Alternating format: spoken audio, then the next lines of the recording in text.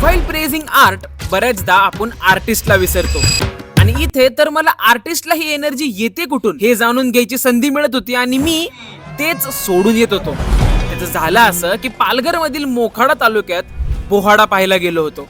कुठल्याही गावाच्या यात्रेला खेळणे पाळणे दिसतील, पण ह्या गावात त्यासोबतच होता हा रात्रभर चालणारा पोहाडा उत्सव. देवदैत्यांचे सोंग घेणार, त्यांचं युद्ध गावासमोर सादर करणार आणि ह्या सगळ्याची सुरुवात आपले गणपती बाप्पा करतात. शुभ्र वस्त्र, सुंदर मुखोटा आणि पायात घुंगरू घालून संभळ पिपाणीच्या तालावर हा कलाकार बाप्पाचा सोंग सादर करतो.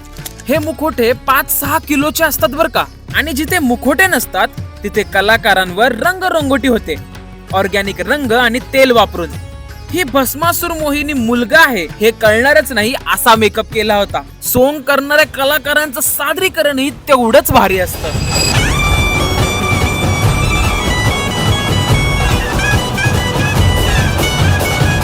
सगळ्यात पॉवरफुल होतं रावणाचं सोंग.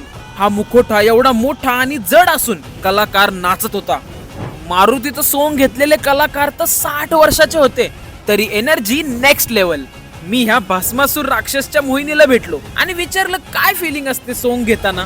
सोंग घ्यायच्या श्री थोडीशी नर्वसनेस असते, पण जेव्हा ते सगळं मेकअप करतात, कपडे घालतात, नंतर जो संबळावर आपली काठी पडते ना, तेव्हा अंगात अशी एक वेगळीच एनर्जी येते. खरंच ही वेगळी एनर्जी आणि गावाची एक वेगळी यात्रा अनुभवली. कलाकार अनुभवला, कलाकार जाणून घेतला. आणि जसं मी स्टार्टला बोललो की कलाकारांनी ही एनर्जी येते कुठून हे जाणून घ्यायची वेळ आली. म्हणजे रात्रभर सगळे सोंग झाल्यावर सकाळी जेव्हा ग्रामदैवत देवी माताचे सोंग घेतात आणि यात्रा संपन्न होते, तेच सोडून मी यायचं बोलत होतो. देवी जे निघणार गावामध्ये त्या कारणामुळे आम्हाला थांबायला सांगते. ते फक्त आदर्श नाही, ह्या गावातले सगळे लोक. त्यामुळं आता देवीच आम्हाला थांबायला सांगते असं वाटतंय. आणि आता इथपर्यंत आलात तर तुम्ही पण फॉलो करून थांबा. पुढच्या रील मध्ये अंबामाताचं स्वागत कसं दिमाखात होतं हे दाखवतो.